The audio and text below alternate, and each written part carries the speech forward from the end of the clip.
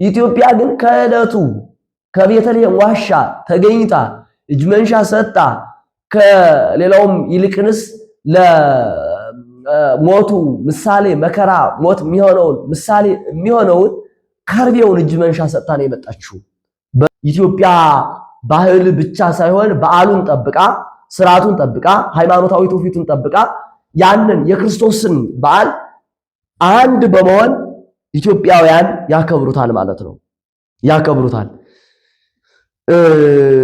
ያም ሲሆን የገና ወይም የልደት ዕለት በዚያ መካከል ላይ የተጣላ ይታረቃል። እንዲያው ሽምግልና ትልቅ ባህል፣ ሽምግልና ማለት አስታራቂነት ነው። አስታራቂነት ደግሞ ትልቅ የኢትዮጵያ ወጓ፣ ባህሏ፣ ስርዓቷ ነው ነበር። አሁን ግን ሽማግሌውን በሽምግልና መገኘት አቃተው አንዳንዱ። ብዙ ሽማግሌዎች ግን ደግሞ የሚደክማሉ እና ይህ ገነኛ የሚባለው ሰፈር ለሰፈር እየዞረ ገና አበባዬ ገና አበባዬ እያለ አሲና ገናዬ እያለ በየሰፈሩ ይዞራል። ይህ ብቻ አይደለም። በገና ጨዋታ አይቆጡም ጌታ የሚባሉ አባባሎች አሉ። ለኛ ደስታችን የክርስቶስ መወለድ እንጂ ስጋ በልተን ጠጅ ጠጥተን ጮማ ተቆርጦልን ጠጅ ወርዶልን ብቻ አይደለም። ለቀጥ እንዲያው የልደት ዕለት ፍጹም እንዲያው ፍንድት ካላል ካልሰከርኩ በዓል ያልሆነ ሁሉ የማይመስለው አለ። በአግባቡ በመጠኑ በልኩ ይሁን። በስመ አብ ወወልድ ወመንፈስ ቅዱስ አሐዱ አምላክ ይትባረክ እግዚአብሔር አምላክ አበዊነ ስቡሕኒ ውእቱ ወልዑልኒ ውእቱ ለዓለም። የአባቶቻችን አምላክ ልዑለ ባሕርይ እግዚአብሔር አምላካችን ከላይ በነገደ መላእክት ከታች በደቂቀ አዳም እንዲሁም ከምድር በታች ባሉ በካልአን ፍጥረታት እሱ ባወቃቸው ከጽርሐ አርያም እስከ በርባሮስ ከአድማስ እስከ አድማስ የሚመሰገን እግዚአብሔር አምላካችን ስሙ በፈጠረው አንደበት ሁሉ የተመሰገነ ይሁን። ማምላክ ወላዲተ አምላክ ቅድስተ ቅዱሳን ለመዳናችን ሁሉ ምክንያት የሆነች እሷ ናትና ለስም አጠራሯ ክብር ምስጋና ይድረሳት።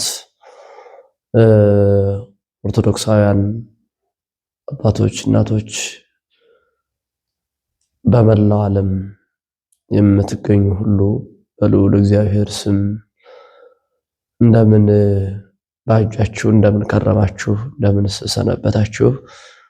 አሜን አሜን ብለን እንድናመሰግን አሜን የምንልበትን አንደበቱን አቅንቶ አፋችን ከፍቶ የሰጠ አምላካችን ስሙ በድጋሚ የተመሰገነ ይሁን። ለዚህ ለታላቁ በዓል ለበዓለ ልደት እንኳን በሰላም አደረሰን እያልኩኝ አንድ ርዕሰ ጉዳይ አነሳና በዚያ እንማማራለን ማለት ነው። እንደ ኦርቶዶክሳዊ ባህሉ፣ ትውፊቱ፣ ስርዓቱ እንዴት ነው የሚቀጥለው? እንዴት ነው የምናከብረውስ? እንግዲህ የጌታ ልደት ከዚያን ጊዜ ጀምሮ በተለይም ኢትዮጵያ በተለያዩ ባህልና ትውፊት ስርዓት ታከብረዋለች። የኢትዮጵያ የልደት አከባበር የሚጀምረው ከቤተልሔም ዋሻ ነው።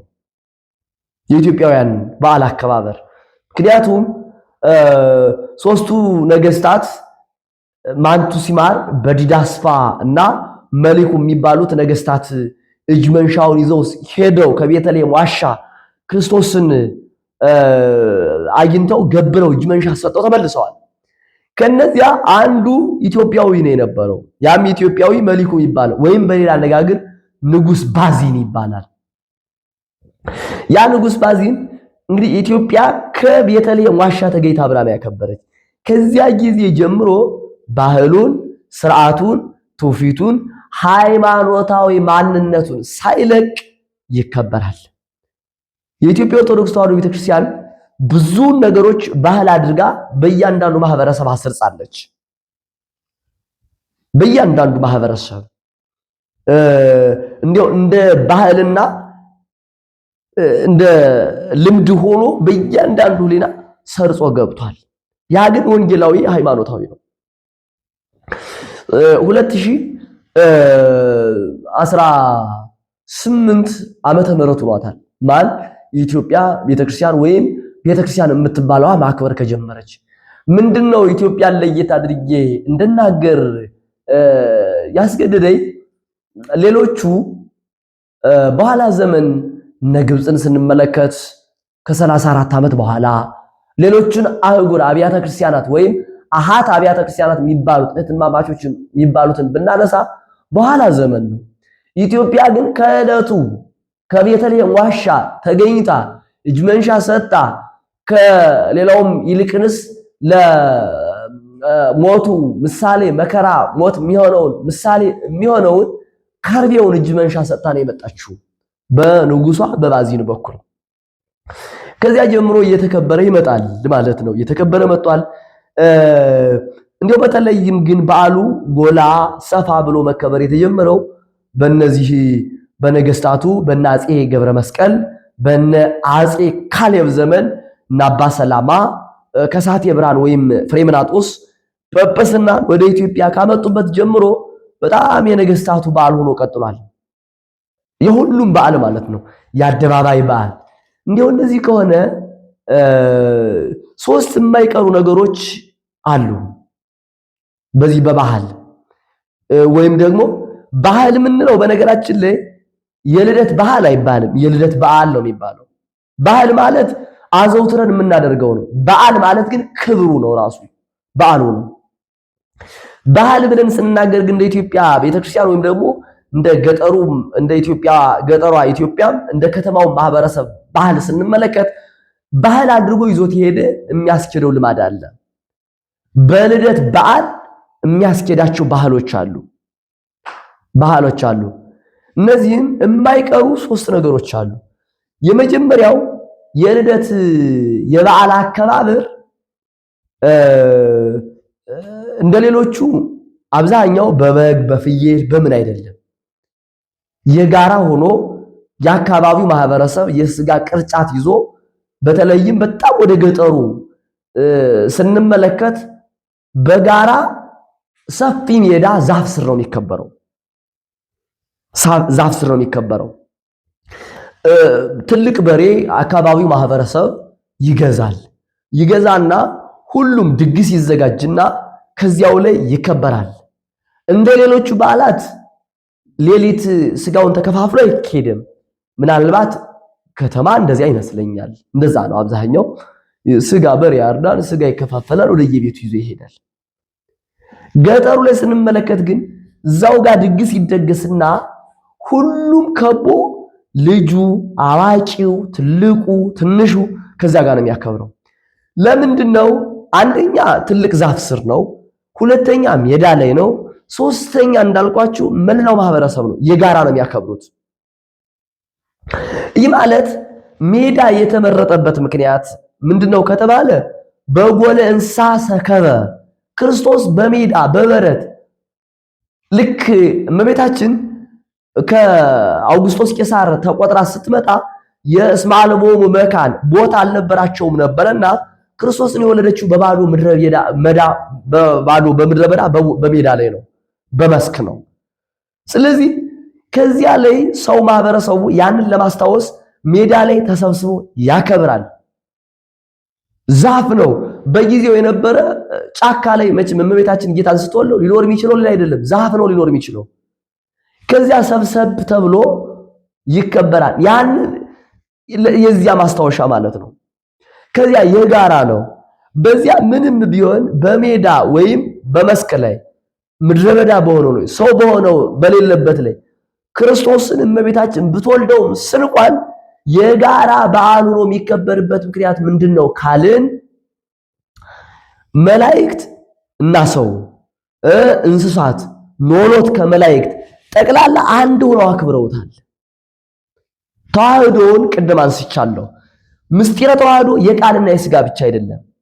የቃልና የሥጋ ሰውና መላእክት ተጣልተው ነበር፣ የጋራ አንድነት ተዋህዶ ፈጥረዋል። ሰውና እንስሳት ተጣልተው ነበር፣ የጋራ አንድነት ተዋህዶ ፈጥረዋል። ሰው ሰማይና ምድር ማለት ሰማያዊ አምላክና ምድራዊ ሰው ተጣልተው ነበር፣ ሰማያዊ አምላክና ምድራዊ ሰው እርቅ ፈጽመዋል። ተዋህዶ የአንድነት በዓል ነው። አምላክ ሰውን፣ ሰው አምላክን እንደሆነ፣ ቃል ሥጋ፣ ሥጋ ቃልን እንደሆነ መላእክት ከሰው ጋር፣ ሰው ከመላእክት ጋር እርቅ ፈጥረዋል። የጋራ ሁነው አንዱ ነው ተዋህዶን ፈጽመውበታልና ኢትዮጵያ ባህል ብቻ ሳይሆን በዓሉን ጠብቃ፣ ስርዓቱን ጠብቃ፣ ሃይማኖታዊ ትውፊቱን ጠብቃ ያንን የክርስቶስን በዓል አንድ በመሆን ኢትዮጵያውያን ያከብሩታል ማለት ነው። ያከብሩታል። ያም ሲሆን የገና ወይም የልደት ዕለት በዚያ መካከል ላይ የተጣላ ይታረቃል። እንዲያው አሁን ላይ የኢትዮጵያ የሽምግልና ባህሉ እየጠፋ ሄደ እንጂ ልደት ሲደርስ ማንና ማን ተጣልቷል ተብሎ ይጣራል በየሰፈሩ።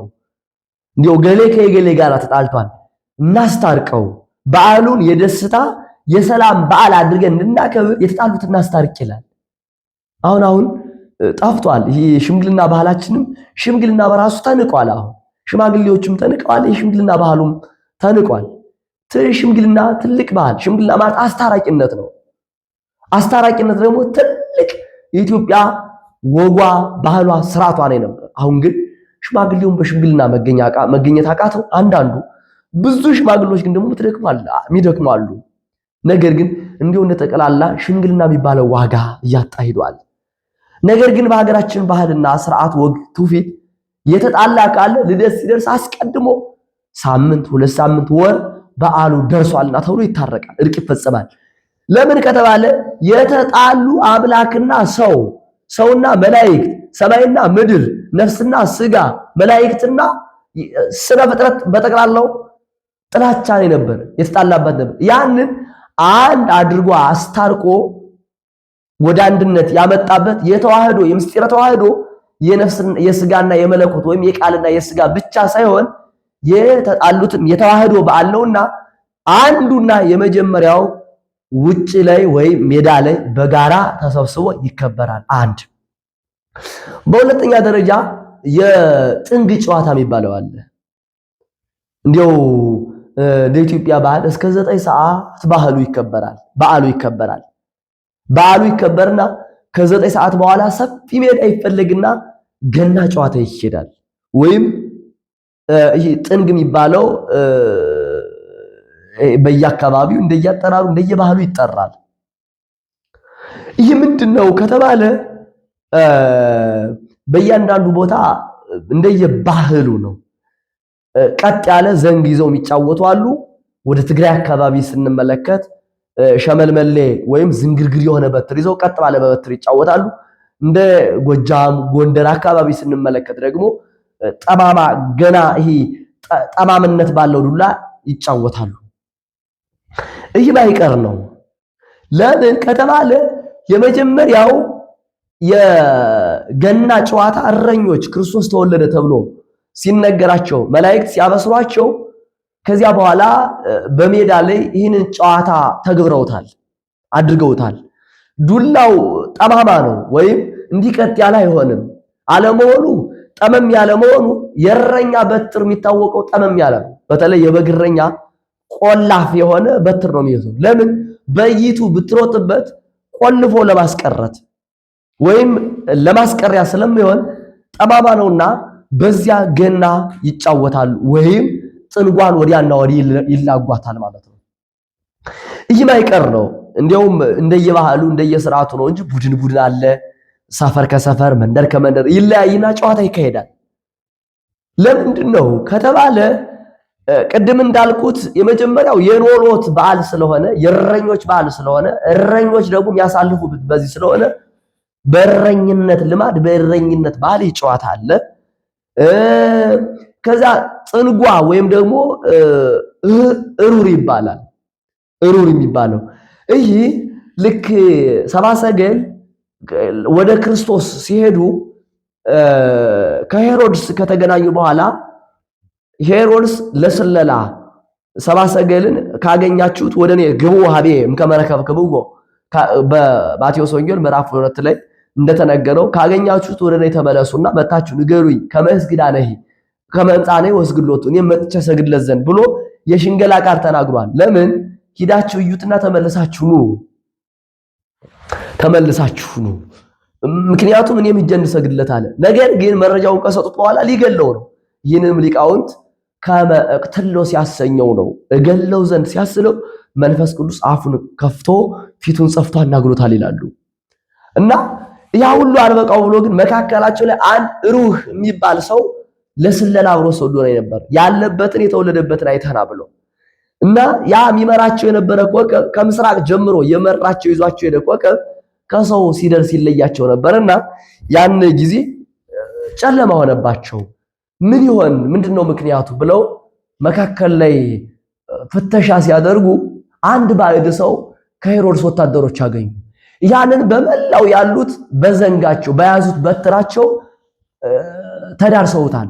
ይህንን ያልመታ ይህንን ያልነካ የኛ ጠላታችን ነው በሚል አይነት ብሂላዊ ቃል ሙሉ ተላግተውታልና በዚያ ልማድና በዚያ ባህል ሁሉም ወጥቶ ገና ጨዋታ ይጫወታል። በዚህ በገና ጨዋታ የሚገርመው ነገስታቱ፣ መኳንንቱ፣ መሳፍንቱ፣ ትልልቁ ወይዛዝርቱ ሳይቀር ይጫወታሉ ወደ ሜዳ። አሁን ወይዛዝርቱ ሴቶቹ ገና ይዘው የሚጫወቱ ቁጭ ብለው ግን ይመለከታሉ። አሸናፊውን ተሸናፊውን ጎበዙን ያበረታታሉ፣ ደካማውን ደግሞ ይነቅፋሉ፣ አይዞ በርታ ይላሉ። ለምን? የክርስቶስ ልደት የሁሉም ነውና። የክርስቶስ ልደት ለነገስታትም ነው። የክርስቶስ ልደት የመኳንንትም ነው። የክርስቶስ ልደት የሴቶችም የወንዶችም የህፃናትም ያረጋውያን የሁሉም ነው። ለሁሉ ነውና ሁሉም ሜዳ ላይ ወጥተው ገና ይጫወታሉ። በገጠሩ አሁንም ባለ በከተማ እንዳለመታደል ሆኖ ገና መጫወት ሳይሆን ያለ ከሰዓት በኋላ ይሄ እጅ ለእጅ ተያይዞ ከተማ ለከተማ እየዞሩ ሆቴል ገብቶ መጠጣት፣ መስከር፣ ያለ አግባብ መሆን እንዲሁም በዓሉን ምክንያት አድርጎ ነው ወክ ማድረግ የሚባል ነገር አለ። አስፋልት መጓጓዝ። ይሄ ግን አይደለም የነበረው፣ ገና ጨዋታ ነው የነበረው። ያንን ባህሉን ትውፊቱን ጠብቆ የመጣ ነው የነበረው።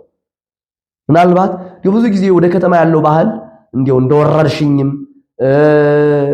የአውሮፓውያን የምዕራባውያን ባህልም ጭምር የተፈወዘበት የተቀላቀለበት ስለሆነ ይመስላል።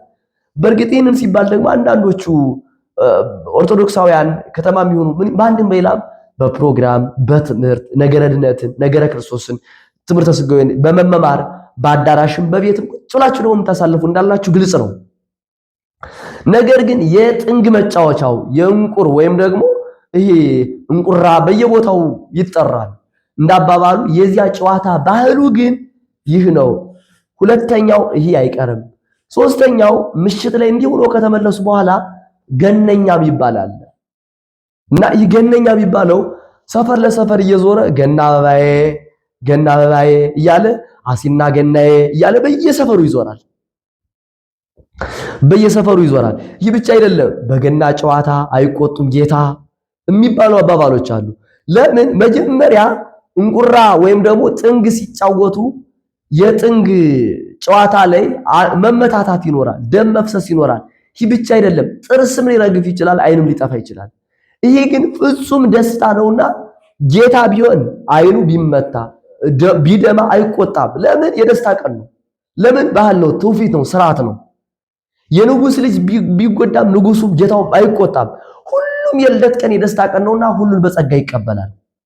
እንዲህ ሆኖ አሲና ገናዬ ገና አበባዬ እያለ መዞር ይመጣል። ለምን? በየሰፈሩ በእርግጥ አሸናፊ አለ፣ ተሸናፊ አለ። ለአሸናፊ የሚገጠም ግጥም አለ፣ ለተሸናፊ የሚገጠም ግጥም አለ። ይሄ አሁን በኳስ ጨዋታ ጎል እንደሚባለው ማሸነፍ አንዱ ወደ አንዱ አሸንፎ ጥንጓን መዳረሻ አላት እና እንደዛ ይሆንና ምሽት ላይ ዑደታ ሌሊቱን በሙሉ ሲዞር ነው የሚታደር፣ ወይም ምሽቱን ሲዞር ይታደራል። ይህ መዞሩ ምንድነው ከተባለ አንደኛ የምስራች ነው። እንኳን ደስ አላችሁ ጌታ ተወለደላችሁ፣ ሰማይ መሬትን ሆነ፣ መሬት ሰማይን ሆነ፣ ሰማይን ኮነት ምድር ኮነ ሰማይ ወሰማይ ኮነ ዓለም ዓለምን ኮነ ሰማይ።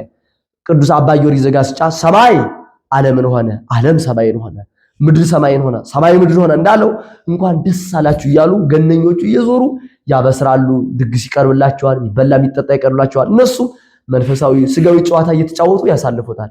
ይህ ምንድነው ከተባለ ኖሎት ከብቶችን እየጠበቁ ሳለ መላእክት የክርስቶስን መወለድ ዮም ተወልደ መድኅን ዮም ተወልደ ቤዛ ኩሉ ዓለም ነው የዓለሙ ሁሉ ቤዛ የዓለሙ ሁሉ መድኅን ክርስቶስ ተወለደ እያሉ እየዞሩ ለኖሎት የመንገራቸው ምሳሌ ነው የነበረው። ኖሎት ደግሞ ለሌላው ሰው እነሆ ክርስቶስ ተወልዷል፣ ቤተልሔም በብርሃን ተጠለቅልቃለች፣ ሰማያዊ ምድራዊ ሆኗል፣ ምድራዊ ሰማያዊ ሆኗል፣ መላእክት እያመሰገኑ ነው፣ እንስሳት እስትንፋሳቸውን ገብረውለታል እያሉ እየዞሩ ለመስበካቸውና ለመናገራቸው ለማብሰራቸው ምሳሌ ነው የነበረው። ስለዚህ ውድ ኦርቶዶክሳውያን እኒህ ሶስት ባህሎች አይቀሩም። የጋራ ማክበር፣ ገና መጫወት፣ ከዛስ መዞር፣ አሲና ገነ ገና ባይ እያሉ በየሰፈሩ መዞር እነዚህ ናቸው። ባጭሩ ጠቅለል ሲል ምን ማለት ነው? የእርቅ ምሳሌ፣ የጋራ ማክበሩ መታረቃችን አንድ የመሆናችን ምሳሌ፣ ገና መጫወትና ጥንግ መልጋቱ ያንን ሄሮድስ የላከውን ሰላይ ወይም ክርስቶስን ማየት የመጣውን ለማጥፋታቸው ምሳሌ፣ በየሰፈሩ መዞራችን መላእክት ለኖሎት ኖሎት ለሌሎቹ ለመናገራቸው ምሳሌ። እኒህ ባህልና ትውፊት ስርዓት አይቀሩም፣ ይካሄዳሉ። እንዴ አሁን በገጠሩ አለ፣ አሁንም በከተማው ግን እየጠፋ ይባል። እንዴው እንደዚህ ከሆነ እንዴው እንደ ሃይማኖታዊ እነዚህ ስርዓታቸው ባህላቸው ሃይማኖታዊ ትውፊታዊ ወይም ደግሞ ስርዓተ ቤተክርስቲያን ነው ብለን ከተረጎምን እንዴው አብዛኛው የበዓል አከባበራችን ምን መምሰል አለበት? እንዴት እናክብረው? ስርዓቱን ከባህሉ ከአሁን ከምናደርገው በዓሉን ከሚከናወነው ከአሁን ከመብላችን ከመጠጣችን እንዴት ነው የምናካሄደው? እንዴው አብዛኛው አንዳንድ ኦርቶዶክስ ሰው ከማናንሽ አይነት በዓል ያከብራል። ከማናንሽ የግድ በስጋ መከበር ያለ በስጋ መከበር እንዳለበት የሚያምን ሰው አለ። ያለው ይሁን፣ ነገር ግን ጎረቤቴ ትልቅ በግ አርዷል፣ ጎረቤቴ ትልቅ ፍየል አርዷል፣ ጎረቤቴ በጣም አንድ መደብ ሁለት መደብ ብዙ ቅርጫት ስጋ አስገብቷል፣ እንዴው እንደዛ ካልሆንኩ ብሎ የግድ መጨነቅ አያስፈልግም። ከማናንሽ ለኦርቶዶክሳዊ አይሰራም። ከማናንሽ ለመብል ለመጠጥ ለስጋዊ ፍላጎት አይደለም። ከማናንሽ ለመንፈሳዊ ነው። ባለው ክክ ወጥም ሽሮ ሰርቶም ድንችም በየአይነቱም ያለውን በልቶ ማክበር ይቻላል። መጨነቅ አግባብ አይደለም። ክርስቶስ እንጂ የተወለደ ሌላ አይደለም። ክርስቶስ ሲወለድ ደግሞ ለኛ ደስታችን የክርስቶስ መወለድ እንጂ ስጋ በልተን ጠጅ ጠጥተን ጮማ ወርዶ ተቆርጦልን ጠጅ ወርዶልን ብቻ አይደለም። የተቻለው ሊያደርግ ይችላል። ከዛ ውጭ ግን እንደ አቅማችን እንደ ሁኔታችን እናከብራለን። ብዙ ጊዜ እንደ ልደት የዚህ የበዓል በጣም ብዙ ድግስ ደግሼ ካላከበርኩ በዓል ያላከበርኩ ይመስላል። አይደለም። እና እንደ አቅማችን ማክበር። ሁለተኛ ግን እንዲያው ነዳያንን በማሰብ ቢሆን አንዳንዶቻችን ያለ ቅጥ በልተን ጠጥተን ጠግበን ሰክረን ቁንጣን ወብን በነጋው ምሽቱን ወደ ሕክምና ወደ ሆስፒታል ምን ሄዳለን። አንዳንዶቻችን ያለ ቅጥ ሰክረን ተዘረን ወድቀን ለናዛዥ ለገናዝ ምን እናስቸግራለን። ይህ ግን አይደለም። ያለ አግባብ ያለ መጠን ያለ ልክ የሚሆነውን ድግስ ብዙ ወገኖቻችን አሁን ላይ ያልተፈናቀለ የለም። የሚበላው አቶ በየቦታው በየፌርማታው በየድንኳኑ ተፈናቅሎ ይወደቃል። እንዲሁ ትርፉን ያላግባብ የምናደርገውን ነዳያንን ደካሞቹን በማሰብ ለነዚያ በማካፈል እናክብረው። ያ የሆነ እንደሆነ ፍጹም መንፈሳዊ በዓል ይሆናል።